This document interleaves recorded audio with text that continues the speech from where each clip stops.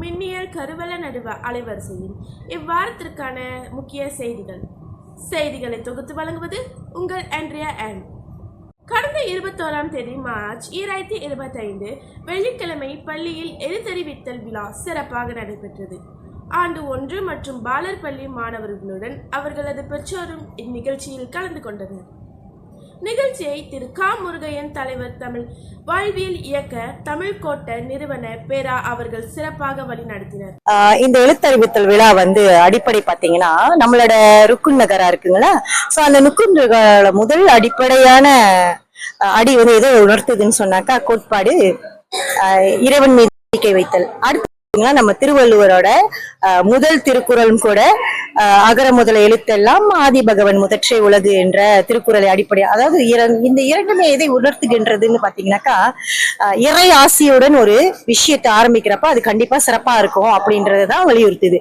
So அப்ப நான் இந்த நிகழ்ச்சியை ஆதரிக்கிறேன். சோ நாமும் இறை ஆசி பெற்று நமது மாணவர்கள் தங்களோட கல்வியை தொடரணும்ன்றதுதான் என்னோட விருப்பம். அப்பொழுதுதான் நம்ம பள்ளிக்கூடமும் தமிழ் பள்ளியே நமது தேர்வு என்ற ஒரு அடிப்படையான ஒரு விஷயத்துக்கு மக்களும் செவி சாய்ப்பார்கள் என்பது என்னோட கருத்து.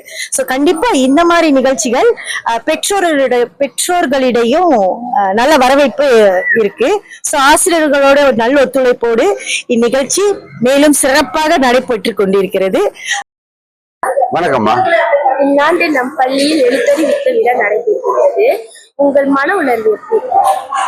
ரொம்ப மகிழ்ச்சியா இருக்குமா. ஏன்னா மாணவர்கள் இப்பதான் புதுசா வந்திருக்காங்க நம்ம பள்ளிக்கு. இந்த பண்பு பல காலமா தமிழர்கள் மத்தியில் இருந்துச்சு, கொஞ்ச நாளா மறைந்திருந்தது. மீண்டும் இது பள்ளியில் துவங்குவதற்கு இப்ப சில பள்ளிகள்லாம் செஞ்சிட்டு இருக்காங்க. மகிழ்ச்சி. இது நல்ல ஒரு ஆரம்பமாக இருக்கும். தமிழ் அறிமுகம், தமிழ் மேல உள்ள காதல், தமிழோட அருமை பெருமை எல்லாம் தெரியுது. நன்றிமா. கிரியான் கோட்டை தமிழ் பள்ளியில் இன்று மிக சிறப்பாக மிக அதிகமான பெற்றோர்களும் மாணவர்களும் கலந்து கொண்ட நிகழ்ச்சியாக இது இருந்தது. மிக சிறப்பாக அமைந்திருந்தது.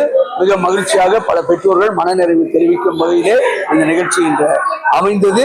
இந்த மரபுகள் தமிழ் பள்ளிகள் மட்டுமே தொடர்ந்து நிகழ்கின்ற நிகழ்வாக இருக்கிறது, நிகழ்ச்சிகளாக இருக்கிறது என்பதை நாம் கருத்தில் கொண்டு நமது பெற்றோர்கள் தமிழ் பள்ளி நமது தேர்வாக தமிழ் பள்ளிகளுக்கு நமது பிள்ளைகளை அனுப்பி மொழியையும் இனத்தையும் பண்பாட்டையும் பாதுகாக்க வேண்டும் என்று இந்த வேளையிலே பெற்றோர்களையும் தமிழ் அன்பர்களையும் கேட்டுக்கொள்கிறேன். நன்றி, வணக்கம். வணக்கம்மா. இன்று நம் பள்ளியில் எழுத்தறிவித்த விழா நடக்கிறது. உங்க மனநிலை எப்படி இருக்கின்றது, என்ன நினைக்கிறீங்க? என் மனநிலை மிகவும் மகிழ்ச்சியாகவும் மிகவும் பெருமையாகவும் இருக்கின்றது. ஏனென்றால் இப்பொழுது எல்லா தமிழ் பள்ளிகளிலும் இந்த நிகழ்ச்சியை ஏற்பாடு செய்கிறார்கள்.